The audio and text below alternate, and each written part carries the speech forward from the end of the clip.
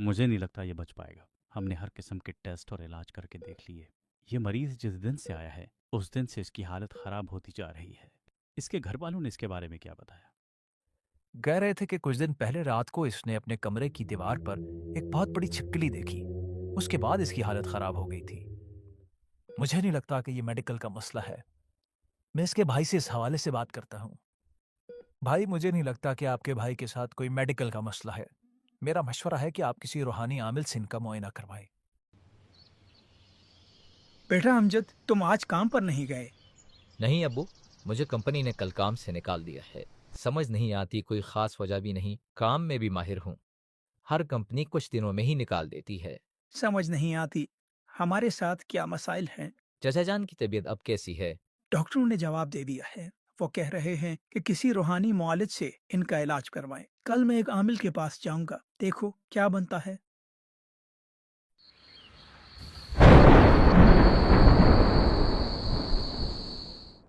बाबा से जो बात भी करना ऊंची आवाज में करना, इन्हें ठीक से सुनाई नहीं देता।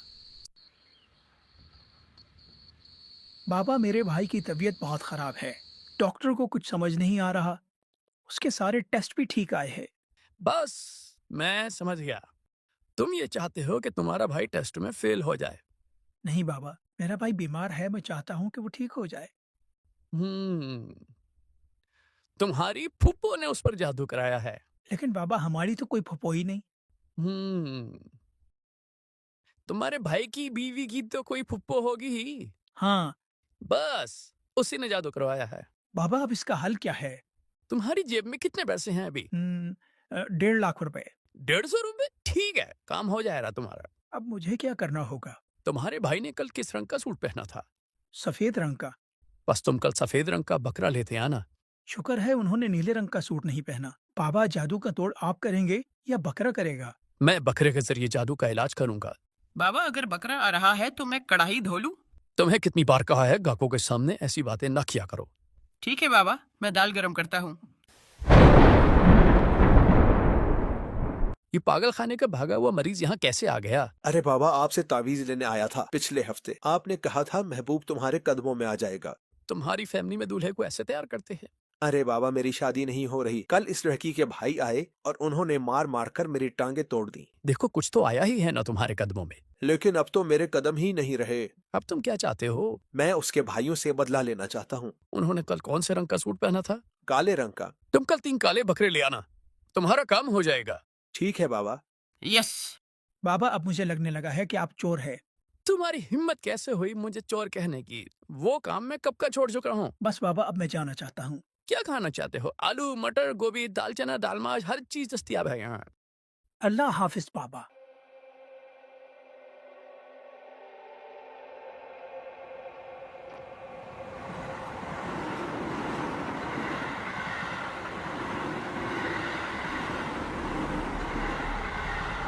अल्लाह वाले, अल्लाह वाले, अल्लाह वाले, कहाँ खोए हुए हो? बस भाई, क्या बताऊं, मेरे साथ अजीब मसाइल चल रहे हैं। मुझे नहीं लगता ये बच पाएगा। मुझे कंपनी ने कल काम से निकाल दिया है। तुम्हारी फूफो ने उस पर जादू कराया है।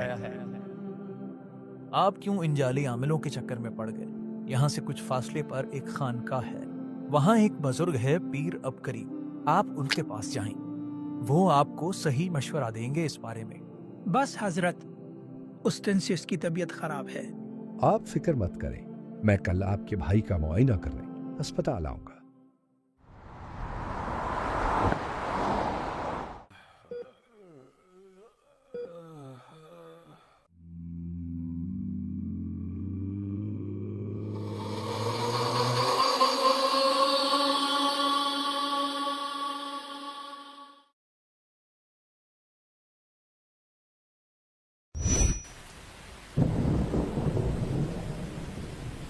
लगता है मेरा सरफिरा भाई फिर से कोई शैतानी अमल कर रहा है।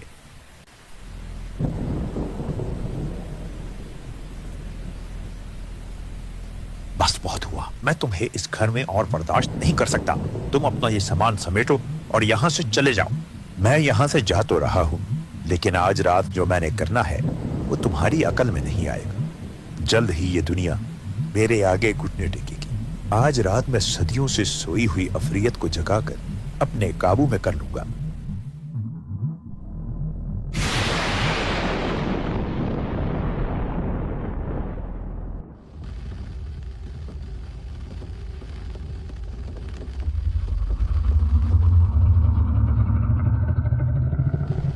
तुम्हारी हिम्मत कैसे हुई मुझे यहाँ बुलाने की? मैंने तुम्हें बुलाने की रस्म पूरी की है, तो असूलन अब तुम मेरे गुलाम हो। मुझे गुलाम बनाने के लिए और बहुत कुछ चाहिए जो तुम्हारे पास नहीं है। क्या मतलब तुम्हारा? मतलब ये कि अब यहाँ तुम्हारा खेल खत्म और इस जगह पर अब मेरा राज होगा।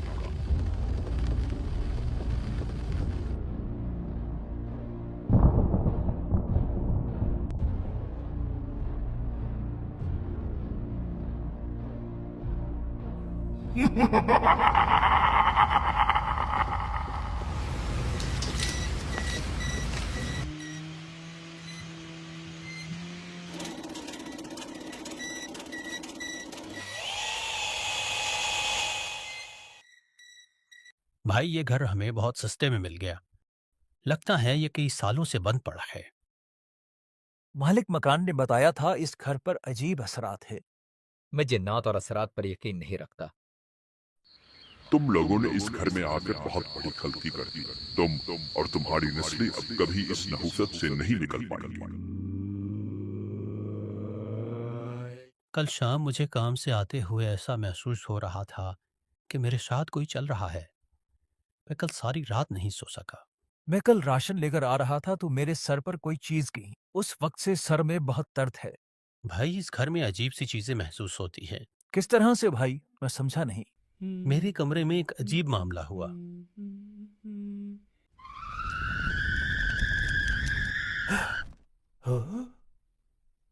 उसके अलावा मैंने एक अजीब आवाज सुनी। ये तिजोरियों के ताले मुझे नहीं रोक सकते। पता नहीं इस बात का क्या मतलब है।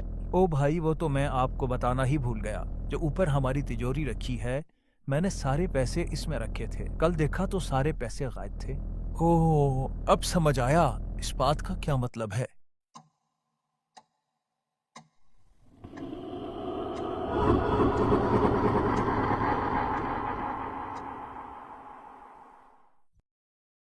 न जाने जिंदगी को क्या हुआ। अच्छी खासी जिंदगी अजीरन बन गई। हमने तो जैसी तैसे गुजार ली। बस दुआ है हमारे बच्चे ऐसी जिंदगी ना गुजारें। उस घर को छोड़े कई साल हो गए, लेकिन वो चीजें पीछा नहीं छोड़ती।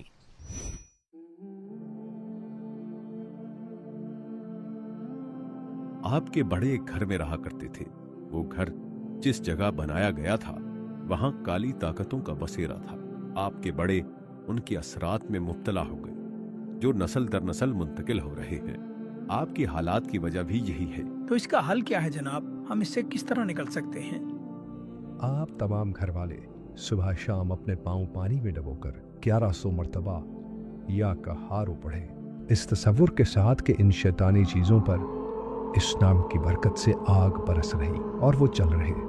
जो शख्स भी सख्त से सख्त जादू, नजर बद या शैतानी चीजों से छुटकारा पाना चाहता हो, वो ये अमल 40, 90 या 120 दिन बाकायदगी से करे। 7 साल से खोई हुई खुशियां लौटाएंगी और उसे सेहत भी इस अमल से मिल जाएगी। ठीक है हजरत, मैं आज से ही ये अमल शुरू करता हूँ।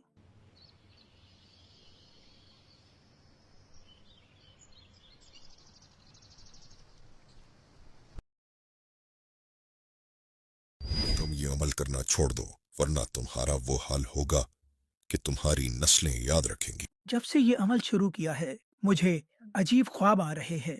कल मैंने सिहन में देखा था कि कुछ पैसे पड़े हुए थे। याद आया, इसके बारे में भी मैंने ख्वाब देखा था। प्लीज अब तो वो अमल करना छोड़ दो। अब तो मैंने तुम्हें पैसे भी दे दिए हैं। मैं कल हजरत के पास जाकर इस चीज का तस्करा करूंगा। खबरदार, इनके धोखे में आकर ये अमल कभी ना छोड़ना। मेरे भाई की हालत अब पहले से बहुत बेहतर है। डॉक्टर हैरान हैं इतने कम वक्त में इतनी तब्दीली कैसे आ गई। आप तसल्ली से ये अमल जारी रखें। आपके बेटे के रोजगार के मसाइल भी इसी से हल होंगे। अगर आपके बड़े नए घर में मुंतकिल होने से पहले 4 काम कर लेते तो वो खुद भी खुशहाल रहते और वो खुशियाँ आप और आपकी नस्लों में भी चलती रहती। हजरत हमें भी वो अमाल बता दें ताकि आइंदा के लिए एहतियात रहे। आप नए घर में जाकर 81 मर्तबा सूरह यासीन पढ़े। घर के चारों कोनों में और दरमियान में 11-11 मर्तबा आयतुल कुर्सी पढ़े और घर के हर कोने में 3-3 मर्तबा आजान पढ़े। और सबसे आखिरी चीज, नए घर में मुंतकिल होके उस घर में 1, 3, 7 या 11 दिन उम्दा खाना पकाकर वो खाना गरीबों में तकसीम कर दे।